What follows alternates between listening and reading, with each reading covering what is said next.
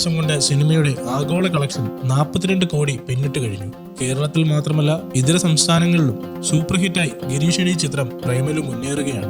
ഞായറാഴ്ച കേരളത്തിൽ നിന്ന് മാത്രം 3 കോടി രൂപയാണ് പ്രേമലു നേടിയത്. സിനിമയുടെ ആദ്യ വാരത്തിലെ ആഗോള ഗ്രോസ് കളക്ഷൻ 26 കോടിയാണെന്നതും മലയാള സിനിമയെ സംബന്ധിച്ച് റെക്കോർഡാണ്. ആദ്യ ദിനം 90 ലക്ഷം കളക്ഷൻ വന്ന സിനിമയ്ക്ക് രണ്ടാം ദിനം അതിന്റെ ഇരട്ടി തുക ലഭിച്ചു. പിന്നീട് അങ്ങോട്ട് ചിത്രം കത്തിക്കയറുകയായിരുന്നു. മൾട്ടിപ്ലക്സുകളടക്കം സിനിമ ഹൗസ്ഫുള്ളായി പ്രദർശനം തുടരുന്ന കാഴ്ചയാണുള്ളത്.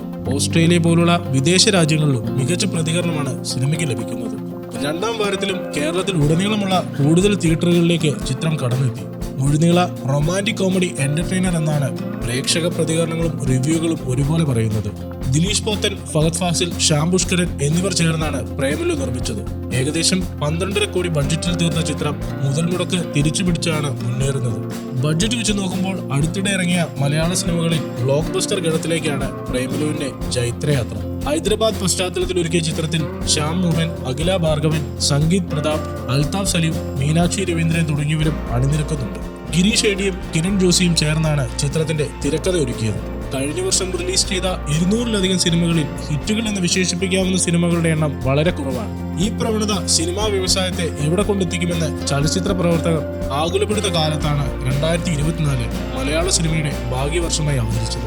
ആനന്ദ് ഏകർഷയുടെ ആട്ടത്തിലൂടെയാണ് ഈ വർഷം തുടങ്ങുന്നത്. പൊതുവെ തരക്കേടില്ലാത്ത മാസമായിരുന്നു ജനുവരി. ഫെബ്രുവരി മാസം മലയാള സിനിമയെ സംബന്ധിച്ചൊരു ഭാഗ്യമാസം കൂടിയായിരുന്നു. ടോവിനോ തോമസിന്റെ കുറ്റാന്വേഷണ ത്രില്ലർ അന്വേഷിപ്പിൻ കണ്ടെത്തും എന്ന സിനിമയാണ് ഫെബ്രുവരിയിൽ ആദ്യം തിയേറ്ററുകളിലേക്ക് എത്തിയത്.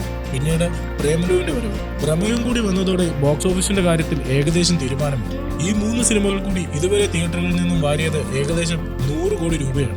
ബാർബിയും ഓപ്പൺഹൈമറും വന്ന് ഹോളിവുഡ് ബോക്സ് ഓഫീസ് തൂത്തുവാരിയപ്പോൾ ബാബൻഹൈമർ എന്നായിരുന്നു ഈ അപൂർവ നേട്ടത്തെ അന്ന് വിശേഷിപ്പിച്ചത്. 2 വ്യത്യസ്ത പ്രമേയത്തിലുള്ള സിനിമകൾ കോടികൾ വാരിയതിന് സമാനമായ പ്രതിഭാസമാണ് ഇവിടെ മലയാളത്തിലും ഇപ്പോൾ നടന്നുകൊണ്ടിരിക്കുന്നത്. അതിന് പ്രേക്ഷകരും ഒരു പേരിട്ടു, പ്രേമയുഗം. ബോളിവുഡിലും തമിഴിലും തെലുങ്കിലും നിർമ്മാതാക്കളും താരങ്ങളും ബോക്സ് ഓഫീസ് ഹിറ്റുകൾക്കായി പാടുപെടുമ്പോൾ ഒരു ചെറിയ ഇൻഡസ്ട്രിയിൽ നിന്നുള്ള ഈ നേട്ടം അഭിനന്ദനാർഹമാണെന്ന് പറയാതെ വയ്യ. ഫെബ്രുവരി 22-ന് മഞ്ഞുമൽ ബോയ്സും കൂടി എത്തുന്നതോടെ 200-300 കോടി ക്ലബ്ബുകളിലേക്ക് മലയാള സിനിമ എത്തട്ടെ എന്ന് ആഗ്രഹിക്കുന്നു. കൂടുതൽ സിനിമാ വാർത്തകൾക്കും മറ്റു വിശേഷങ്ങൾക്കുമായി ഇപ്പോൾ തന്നെ സബ്സ്ക്രൈബ് ചെയ്യൂ മൂവി ഡാസൽസ്.